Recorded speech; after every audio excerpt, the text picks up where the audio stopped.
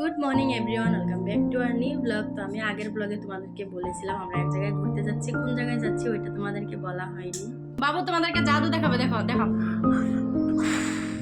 এই দেখো বাবুর মুখ থেকে ধোঁয়া বেরোচ্ছে না। আমরা আসছি গ্রামে দিদির ঘরে, দিদির ছেলে হয়েছে ওই জন্য দেখতে আসলাম। আর বাবুর স্কুল বন্ধ, তাই ভাবলাম ঘুরে আসি। তো বাবু দেখো সকাল সকাল উঠে ক্ষীরা ছিঁড়তে চলে আসলো। কাটা না, দেখছো কত ছোট গাছ লাগাচ্ছে। তো আমরা চাটা খেয়ে একটু বেরিয়ে আসলাম বাজারে, ওদের দুই ভাই বোনেরই ঘরে পড়ার চপ্পল নেওয়ার জন্য। দিদি বেরোতে পারছে না, তাই আমি আসলাম দুইজনকে নিয়ে বাজারে, দিয়ে চপ্পল নিলাম, তারপরে বেবির জন্য ওষুধ নিলাম, নিয়ে আবার বেরোলাম। আমরা বাজার করে ঘরে যাচ্ছি। গ্রামের চারোদিকে দেখো কত সুন্দর পরিবেশ, ওগুলো দেখতে দেখতে কখন ঘরে চলে আসলাম দেখো। তো আমরা ঘর এসে পেয়ে গেছি, এসে দেখি দিদি এদিকে মুরগি ছিলছে।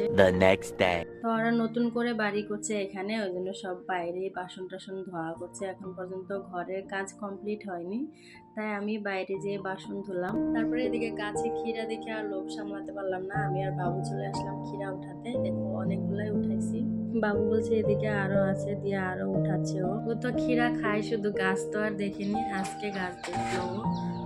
ক্ষীরা উঠাইছি, এবার সিম দেখে গেছি, সিম হয়েছে বলে সিম গুলা দেখি।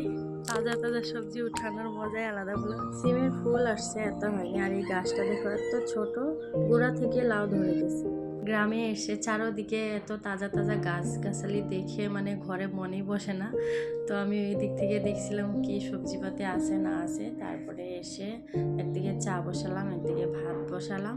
ওরা সকালে ভাতই খায়, চা খায়, খেয়ে তারপরে লগে লগে ভাতই বসায় দেয়। তো আমার চা এদিকে হয়ে গেছে, আর এদিকে ভাতও বসিয়ে দিলাম।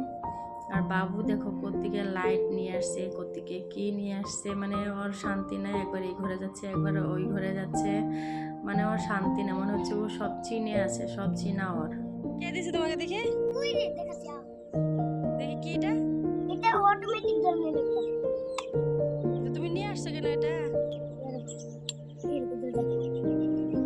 চলো চা খাবো, চলো। নষ্ট করো না, যাও। চলো রেখে দেবো, পরে চা খেয়ে তারপর দিয়ে আসবো। হ্যাঁ চলো। এখন যাচ্ছি এক জায়গায় ঘুরতে, এসে তোমাদেরকে বলবো কই যাচ্ছি।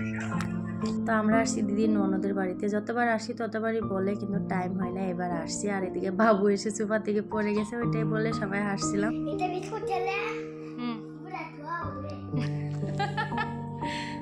তো ওরা খাবার বানিয়ে রাখছিল, চা খাওয়ার একটু পরে ভাত খেতে দিয়ে দিল। খেয়ে দিয়ে আমরা গেছি ওদের মেলটা দেখতে, দিদি দেখাতে নিয়ে গেল।